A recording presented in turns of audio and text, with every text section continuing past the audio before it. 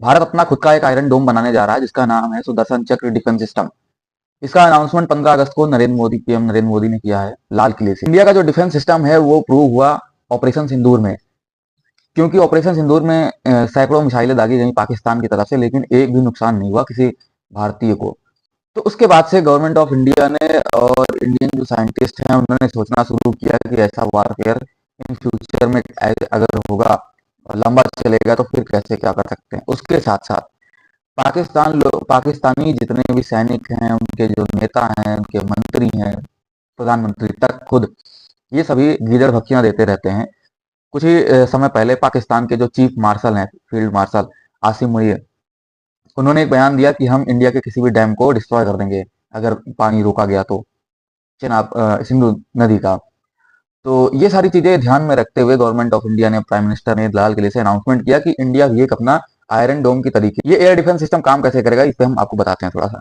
तो इसमें क्या होगा कि इसमें कुछ ग्राउंड बेस्ड रडार की सिस्टम की जरूरत रहती है, और उसके साथ साथ स्पेस नेविगेशन की सिस्टम की जरूरत रहती है, यानी कि स्पेस में जो एसेट्स हैं उनकी बहुत ज्यादा जरूरत रहती है। तो ऐसे में क्या होता है कि सबसे बड़ी चीज होती है इंटरसेप्शन। ये रडार सारे चीजें इंटरसेप्ट करेंगे। अर्ली वार्निंग सिस्टम जो बनाए जाएंगे उनके जरिए ये डेटा फेड किया जाएगा कि कोई मिसाइल कहाँ से आ रही है, कितनी स्पीड में आ रही है, किस डायरेक्शन में जा रही है, ये सारी डेटा मिलते हैं। उसके बाद में ये जो सिस्टम होगा एक डिफेंस सिस्टम होगा, यानी कि ये काउंटर अटैक करेगा मिसाइल्स पर, और उसके साथ साथ उन मिसाइल्स को हवा में ही डिस्ट्रॉय करने का काम करेगा। अब इसमें कुछ जो डिटेल्स आई हैं उसके हिसाब से इसमें क्या क्या चीजें रहनी है। ये नॉन कन्वेंशनल यानी कि कन्वेंशनल जो आर्सनल्स होंगे, मिसाइल्स होंगी, बैलिस्टिक मिसाइल्स हो गई, क्रूज मिसाइल्स हो गई, क्वासी स्टैटिक मिसाइल्स हो गई। इनमें कुछ इंक्लूडेड है जैसे कि प्रलय मिसाइल है जो कि क्वासी स्टैटिक है, ये 500 किलोमीटर की रेंज है इसमें। और उसके साथ साथ लॉन्ग रेंज जो क्रूज मिसाइल है, सबसोनिक मिसाइल है, 1000 किलोमीटर की हैं। और ब्रह्मोस की ब्रह्मोस मिसाइल का भी इस्तेमाल किया जाएगा, यानी कि ब्रह्मोस की अभी जो रेंज है वो 450 किलोमीटर के आसपास है, और इसको 800 किलोमीटर तक बढ़ाने का काम किया जा रहा है। ये सारी मिसाइलें डिप्लॉय की जाएंगी।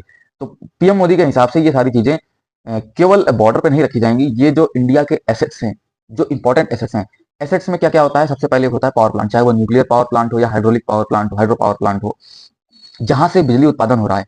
अगर किसी भी देश का रीढ़ की हड्डी तोड़नी है तो आप उसके पावर प्लांट को डिस्ट्रॉय कर दो, चाहे वो हैकिंग से चाहे अटैक से। वो उसकी सारी पावर, और उस देश की पावर प्लांट ठप होते ही इसकी सारी सुविधाएं, सारे काम काज ठप हो जाएंगे, यानी कि वो पावर प्लांट एक रीढ़ की हड्डी है। उसके बाद फिर अगला एसेट आता है, जैसे कि हाईवेज हो गए, डिफेंस इंडस्ट्रीज हैं जहाँ पे एमिनिशन की मैन्युफैक्चरिंग हो रही है, ये सारी चीजें हो गई। तो ये सारे कुछ एसेट्स होते हैं, इंपॉर्टेंट एसेट्स होते हैं। तो वार टाइम पे ये ऐसी चीजें डिस्ट्रॉय की जा सकती हैं। उसके साथ साथ जहाँ पे ज़्यादा पॉपुलेशन हो, जो मेजर सिटीज़ हैं, उनको डिस्ट्रॉय करना, वहाँ पे अटैक करना। तो ऐसी जगहों के लिए ये सुदर्शन चक्र डिफेंस सिस्टम बनाने के लिए अनाउंसमेंट किया गया है।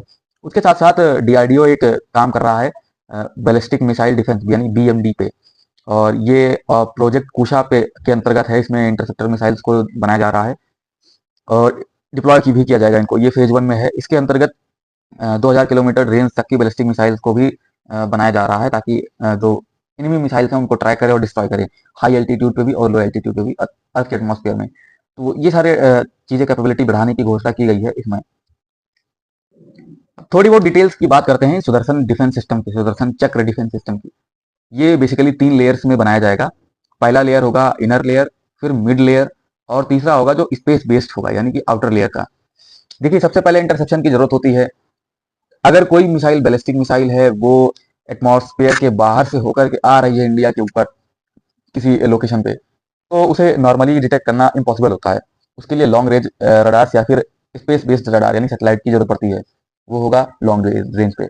मिड मिड लेयर स्टेज पे कुछ और भी रडार्स लगाए जाएंगे, जैसे अर्ली वार्निंग रडार सिस्टम अवाक्स होता है, जिसका जिक्र आपने ऑपरेशन सिंदूर में सुना होगा कि इंडियन एयरफोर्स ने जो मिसाइल से स्ट्राइक किया था उसमें वो डिस्ट्रॉय हुई है पाकिस्तान की। तीसरा थर्ड होगा जो वो inner layer radar system, interception system, जो कि होता है ग्राउंड बेस्ड रडार पे, जो ग्राउंड पे रडार्स रहते हैं इनसे। तो ये 3 तरह से इंटरसेप्शन होगा। फिर उसके बाद में इनका काउंटर अटैक होगा। काउंटर अटैक में short range missiles, long range missiles, ballistic missiles and cruise missiles, इन सबका इस्तेमाल किया जाएगा इसमें। ऐसा ये सुदर्शन चक्र डिफेंस सिस्टम में रखा जाएगा सिस्टम।